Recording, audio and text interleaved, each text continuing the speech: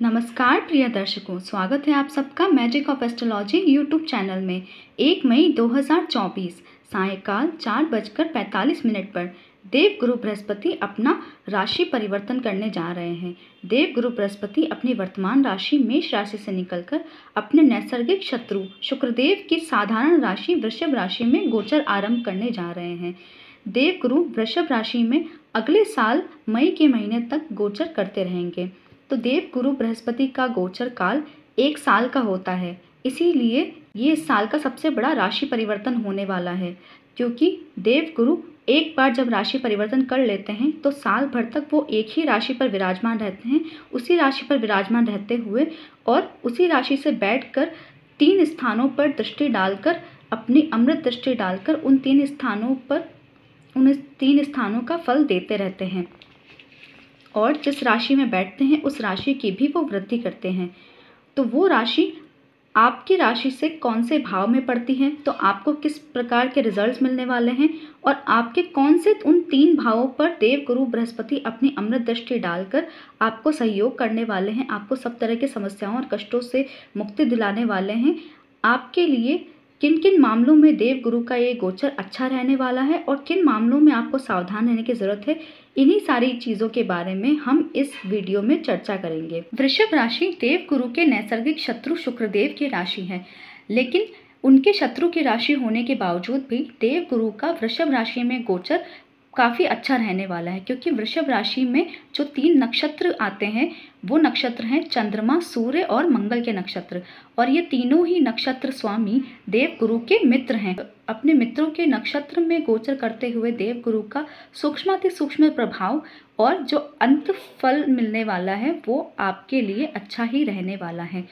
अब हमने पिछले वीडियो में उन 4 राशियों के बारे में चर्चा की थी जिन 4 राशियों की इस देवगुरु के गोचर काल के दौरान किस्मत चमकने वाली है, उनके ऊपर धनवर्षा होने वाली है, उन्हें सफलताएं मिलने वाली हैं। उनके लिए देवगुरु का ये गोचर सब और से अच्छा रहने वाला है। उन 4 राशियों के बारे में हमने चर्चा कर ली थी। अब इस वीडियो में हम उन 4 राशियों के बारे में चर्चा करेंगे जिनके लिए भी देवगुरु की ये स्थिति यूँ तो शुभ रहने वाली है और देवगुरु की अमृत दृष्टि का शुभ फल उन्हें भी मिलने वाला है, लेकिन फिर भी देवगुरु उनके किस भाव में बैठकर उनको कुछ समस्याएं और कष्ट देने वाले हैं जिनसे उन्हें सावधान रहने की अति आवश्यकता है।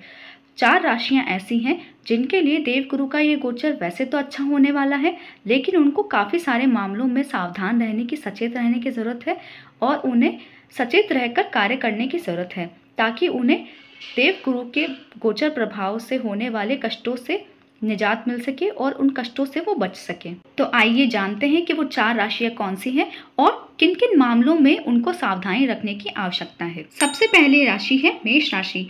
मेष राशि आपके द्वितीय भाव में देवगुरु का ये गोचर होने वाला है। द्वितीय भाव में धन के कारक गुरु बैठकर यूं तो आपके लिए धन में वृद्धि करेंगे, संचित धन, पैतृक धन संपत्ति आदि सभी में वृद्धि करेंगे। कुटुंब के लिए भी आपके वृद्धि कारक होंगे, परिवारिक जनों से आपका संबंध अच्छा बना रहेगा, आपके घर परिवार में मांगलिक कार्य होते रहेंगे, आपके धन में वृद्धि अवश्य होगी, आपकी आय में भी वृद्धि होगी और आपके घर में मेहमानों का आना जाना लगा रहेगा। आपके घर में धार्मिक और मांगलिक कृत्य होते रहेंगे। आप अपने परिवारजनों के साथ सुखमय जीवन व्यतीत करेंगे और आप आनंद का अनुभव करेंगे। आपको संतान पक्ष से भी सुख मिलने वाला है और आपको दाम्पत्य सुख भी मिलने वाला है। शिक्षा के मामले में बुद्धि, विवेक, ज्ञान आदि की वृद्धि के मामले में भी गुरु का ये स्थान अच्छा है। गुरु इन सारी चीज़ों में वृद्धि करने वाले हैं, लेकिन देवगुरु आपके द्वादश स्थान के स्वामी भी बनते हैं। गुरु आपके भाग्येश भी बनते हैं। भाग्येश बनकर ये आपके द्वितीय स्थान पर गोचर करेंगे जिससे आपके लिए महाधनी योग का निर्माण हो रहा है। तो धन का अभाव आपको बिल्कुल भी नहीं होगा, धन में आपकी वृद्धि ज़रूर होगी, आपको धन कहीं से भी मिल जाएगा, धन आपका बढ़ेगा ज़रूर। लेकिन वो द्वादश स्थान के, व्यय स्थान के स्वामी होकर भी आपके द्वितीय स्थान में गोचर कर रहे हैं जिससे आपके खर्चे भी काफ़ी बढ़ने वाले हैं। आपके संचित धन भी खर्चों में जाने वाला है, आपके खर्च भी अवश्य बढ़ने वाले हैं। तो ये एक समस्या होने वाली है। द्वादशपति के द्वितीय भाव में गोचर करने से दरिद्र योग बनता है, लेकिन भाग्यपति के द्वितीय भाव में गोचर करने से महाधनी योग बनता है। अब आपके लिए एक ही समय पर 2 तरह के योग बन रहे हैं, तो कौन से योग का आपको ज़्यादा प्रभाव, शुभ प्रभाव देखने को मिलेगा? तो आपके लिए जवाब ये है कि आपको भाग्य भाव के महाधनी योग का अच्छा प्रभाव ज़्यादा देखने को मिलेगा, क्योंकि देवगुरु द्वितीय भाव में कारक भी होते हैं और इस राशि में देवगुरु अपने तीनों मित्र ग्रहों के नक्षत्रों में ही गोचर करेंगे, इसलिए आपके लिए जो सूक्ष्म रिजल्ट निकल कर आएगा, जो फाइनल रिजल्ट निकल कर आएगा, वो आपके फेवर में ही होगा। वो आपके लिए महाधनी योग का ही रिजल्ट होगा। हालांकि वर्ष भर अब देवगुरु की दृष्टि आपके पंचम और सप्तम भाव पर नहीं पड़ने वाली है, लेकिन फिर भी विद्यार्थियों के लिए ये गोचर और ये समय अच्छा ही होगा और संतान पक्ष से भी आपको कोई समस्या नहीं होगी और दाम्पत्य सुख में भी आपको कोई समस्या नहीं होगी। वो सारे सुख आपको प्राप्त होते ही रहेंगे। देवगुरु द्वितीय भाव में बैठकर आपके षष्ठम भाव पर दृष्टि डालेंगे, जिससे आपके लिए रोग रिपु ऋण की छोटी मोटी समस्याएं होंगी, समस्याएं आपके सामने आएंगी, उनसे आपको थोड़ा संघर्ष भी करना पड़ेगा, लेकिन उसमें आपको अच्छा रिजल्ट ही देखने को मिलेगा। आपको मुक्ति के मार्ग भी प्रशस्त होंगे।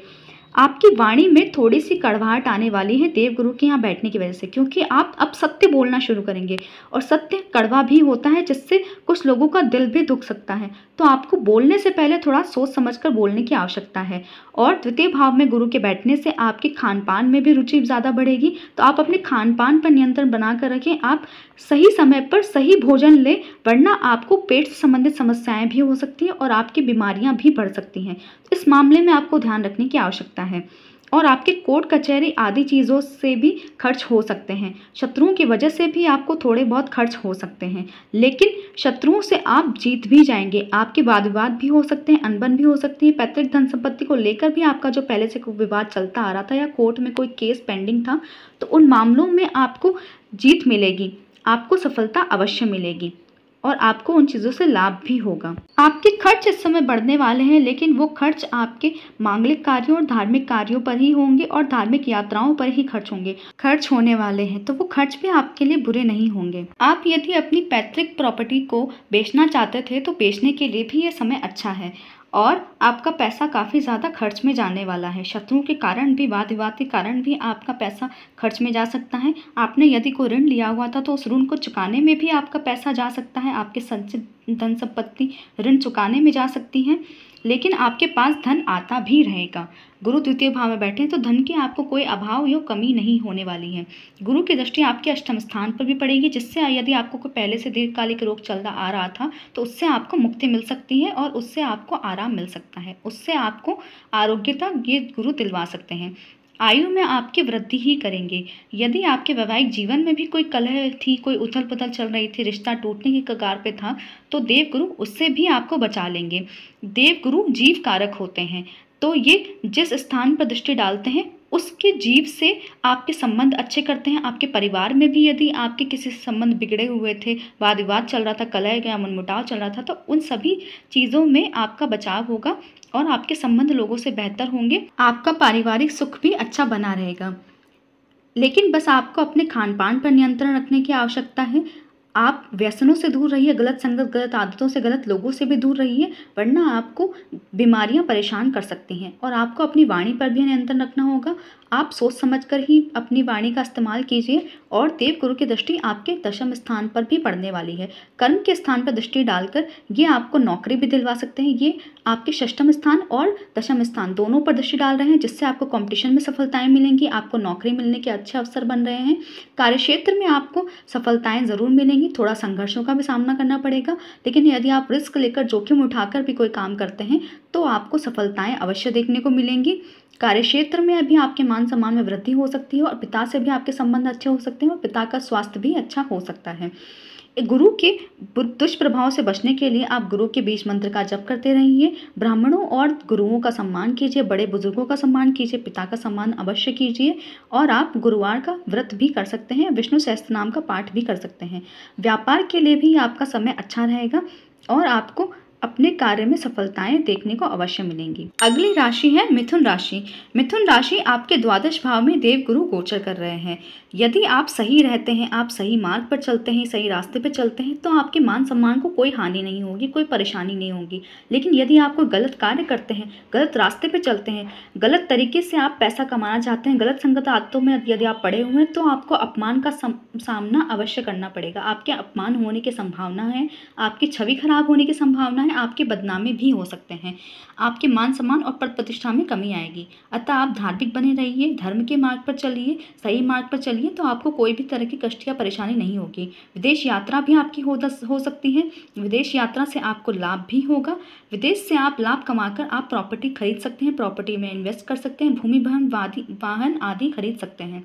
आपके खर्च भी काफ़ी बढ़ने वाले हैं। संतान सुख में आपको कमी आने वाली है और दाम्पत्य सुख में भी आपको काफ़ी परेशानियां बनी रह सकती हैं। आपको काफ़ी नुकसान उठाना पड़ सकता है। आपके वाद विवाद और कलह हो सकते हैं।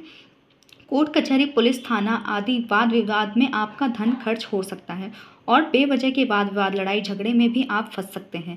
आपको इन सारी मामलों में सचेत रहने की ज़रूरत है। लोगों से झगड़ा करने से आप बचिए। आपके शत्रु आपको परेशान कर सकते हैं, आपको नुकसान भी पहुंचा सकते हैं। आपको बेवजह के पचड़ों में पड़ना पड़ जाएगा।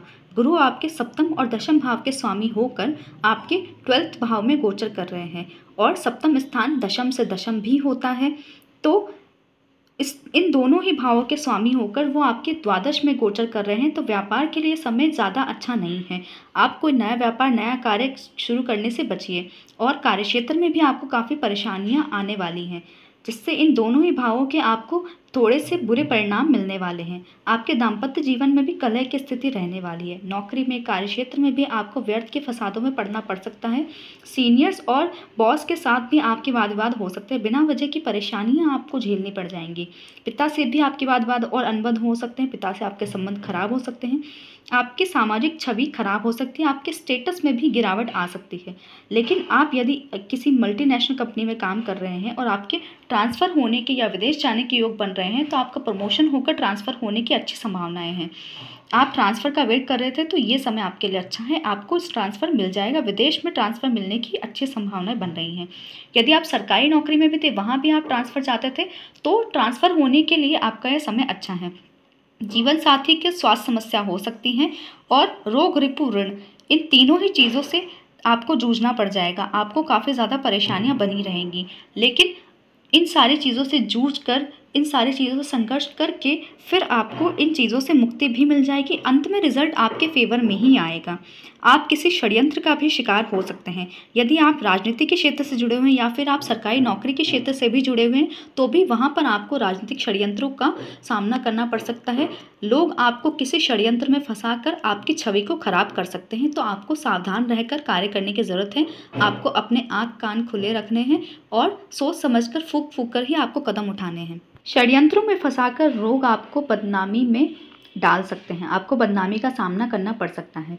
गुरु की आपके अष्टम भाव पर भी दृष्टि पड़ रही है, जिससे आपको आकस्मिक धन लाभ होने की भी संभावना बन रही है और आपका स्वास्थ्य भी बेहतर होने की संभावनाएं बन रही हैं। आपकी स्पिरिचुअल ग्रोथ भी होगी। आप साधना के मार्ग पर प्रशस्त होंगे, आगे बढ़ेंगे। तो अष्टम भाव पर गुरु की यह दृष्टि आपके लिए अच्छी रहने वाली है। छठे भाव पर गुरु की दृष्टि आपको कोर्ट कचहरी और थाना, पुलिस, मुकदमेबाजी आदि के मामलों में फंसा कर रखेगी। शत्रुओं और कंपटीशन के मामलों में भी आपको फंसा कर रखेगी।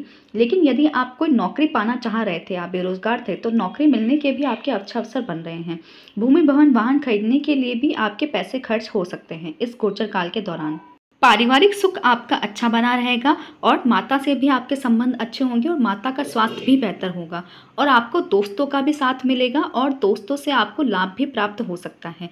दोस्तों के सहयोग से आप भूमि, भवन, वाहन, लग्जरीज आदि चीज़ें खरीद सकते हैं। वो आपके लिए अच्छा रहने वाला है। पारिवारिक कलह या वाद विवाद पहले से आपका चल रहा था, तो उन सारी चीज़ों से आपको मुक्ति मिल जाएगी। आप अपने घर में आनंद का समय व्यतीत करेंगे। आपके घर में मांगलिक कार्य और धार्मिक कार्य भी हो सकते हैं, जो आपके लिए अच्छा होगा और उन चीज़ों में आपके धन भी खर्च हो सकता है। अष्टम भाव पर गुरु की दृष्टि पड़ने से आपको आध्यात्मिक उन्नति मिलेगी। आध्यात्मिक ज्ञान प्राप्त करने के लिए, गुप्त ज्ञान प्राप्त करने के लिए, गुप्त विद्याओं को सीखने के लिए समय बहुत अच्छा है। आप यदि किसी गुरु को पाना चाह रहे थे, तो आपको गुरु इस समय में अवश्य मिल जाएंगे। लेकिन भौतिक सुख सुविधाओं के मामले से अष्टम स्थान पर गुरु की दृष्टि आपके लिए ज़्यादा अच्छी नहीं है। हालांकि अष्टम स्थान पर दृष्टि पड़ने से आपको आकस्मिक धन लाभ हो सकता है। आपको लॉटरी, सट्टा, शेयर मार्केट आदि चीज़ों से अचानक से आपको धन लाभ हो सकता है। इस गोचर काल के दौरान होने वाले दुष्प्रभावों से बचने के लिए आप गाय की सेवा अवश्य कीजिए। आप अपने गुरुओं का और बुजुर्गों का सम्मान कीजिए, उनकी सेवा कीजिए। माथे पर आप केसर का तिलक अवश्य लगाइए और मंदिर अवश्य जाइए नित्य प्रतिदिन, जिससे आपको गुरु के इन दुष्प्रभावों से काफ़ी हद तक राहत मिल सकती है।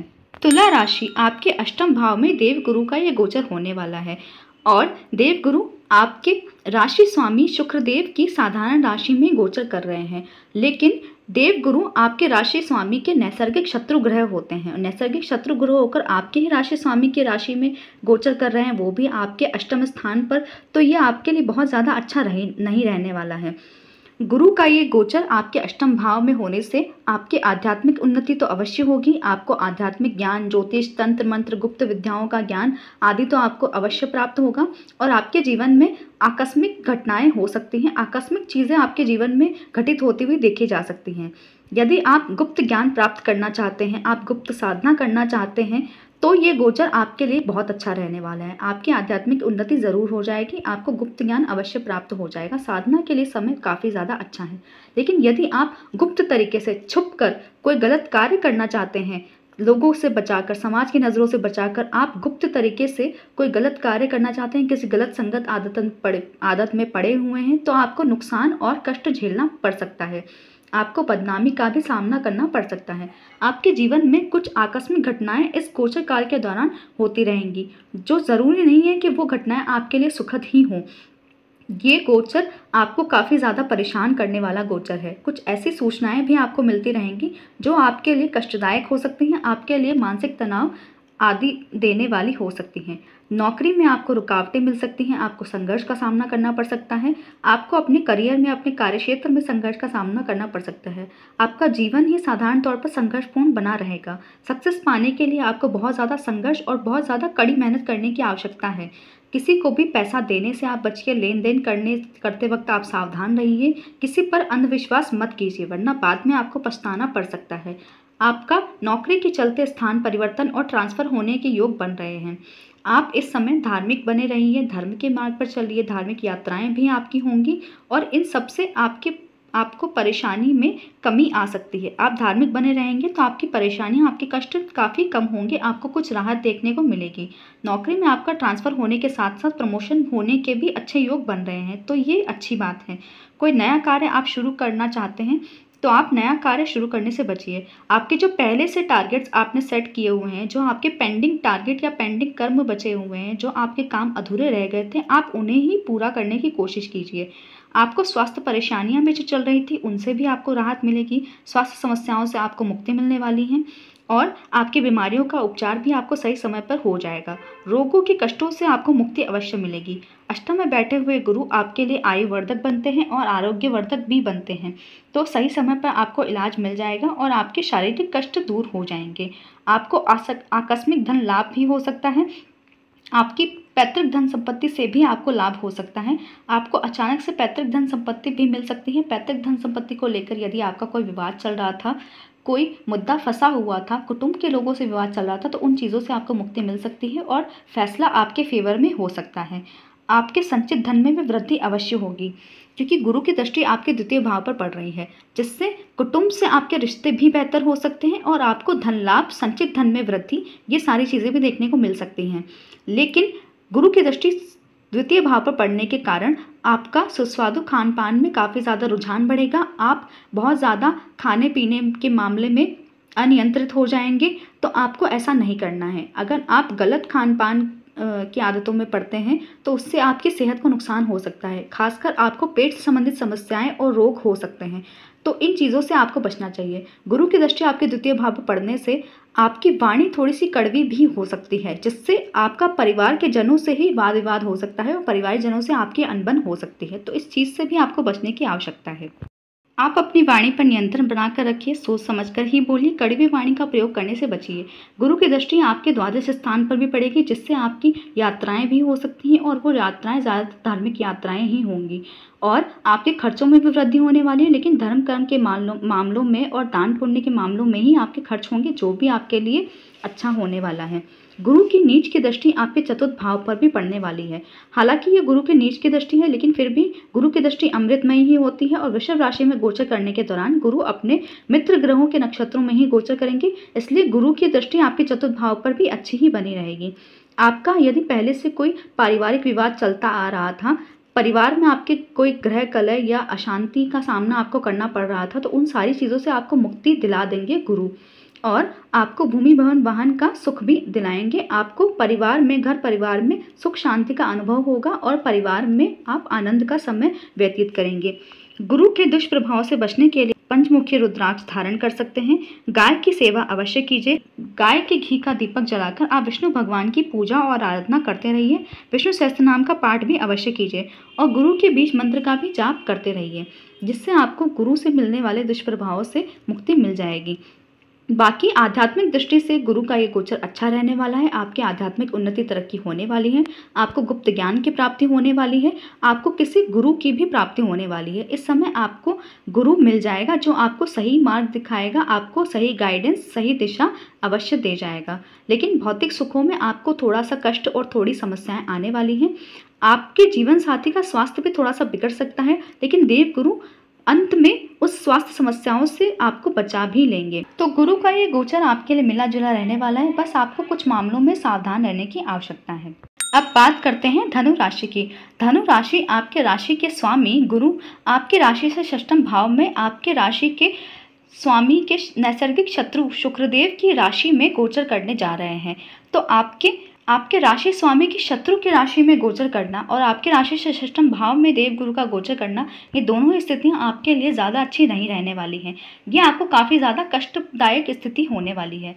षष्ठम में गुरुदेव का ये गोचर आपको शारीरिक रूप से और मानसिक रूप से भी परेशानियां देने वाला है। आपको शारीरिक और मानसिक कष्ट होने वाले हैं। आपको काफ़ी सारे कष्ट और पीड़ा का सामना करना पड़ेगा। आपको पेट से संबंधित समस्याएं अवश्य होने वाली हैं। आपकी पाचन शक्ति कमज़ोर हो जाएगी और पेट खराब रहेगा। पेट में दर्द, लीवर की समस्या और लीवर का रोग भी आपको हो सकता है।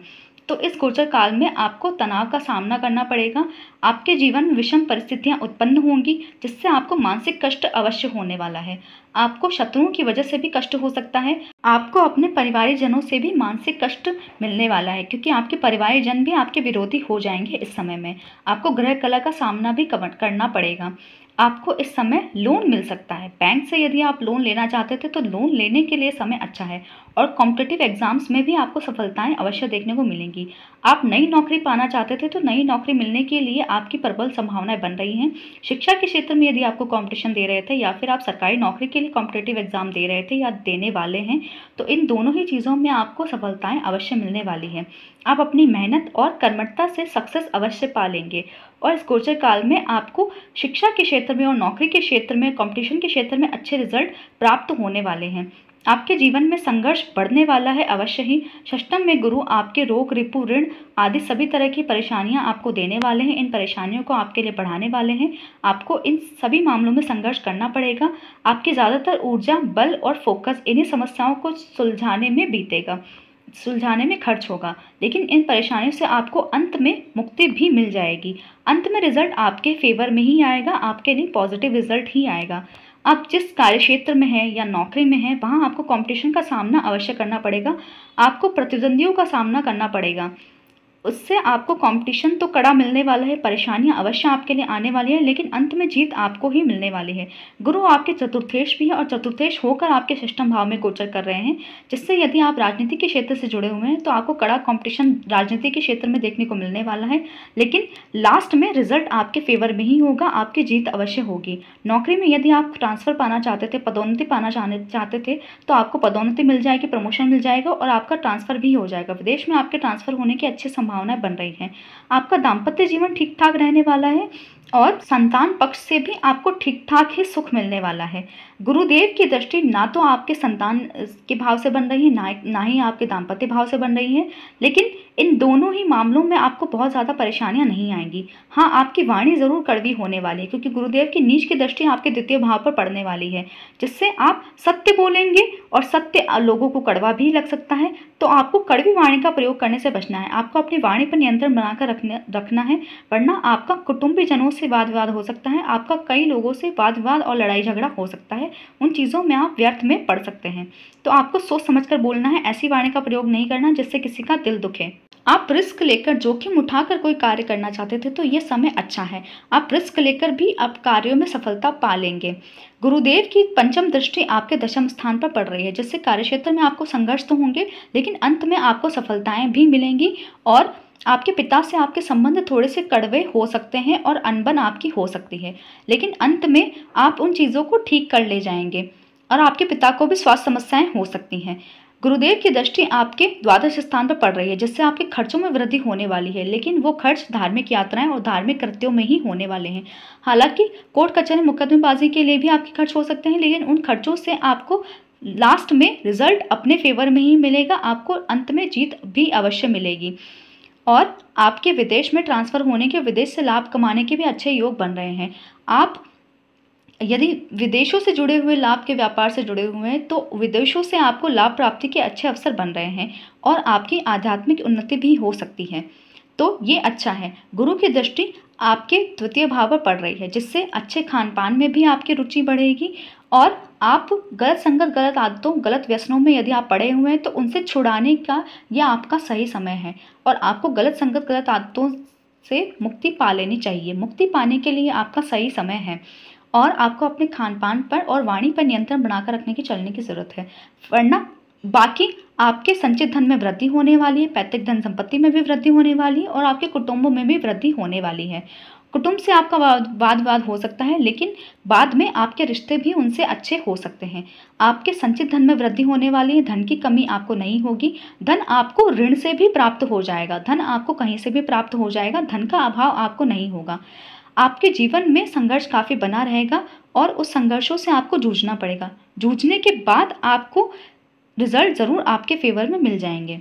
गुरु के इस गोचर काल के दौरान गुरु के दुष्प्रभाव से बचने के लिए आप अपने माथे पर केसर का तिलक प्रतिदिन अवश्य लगाइए। गुरुवार का व्रत भी अवश्य कीजिए, केले की पूजा कीजिए, भगवान विष्णु की पूजा आराधना कीजिए और विष्णु सहस्त्र नाम का भी पाठ अवश्य करते रहिए, तो आपको कष्टों में काफ़ी हद तक राहत देखने को मिलेगी। आप अपने स्वास्थ्य का ध्यान रखिए, अपने पिता के स्वास्थ्य का भी ध्यान रखिए और अपने बच्चों की सेहत का भी ध्यान रखिए। कड़वी वाणी का प्रयोग करने से बचिए। बाकी ये गोचर आपके लिए ठीक रहेगा।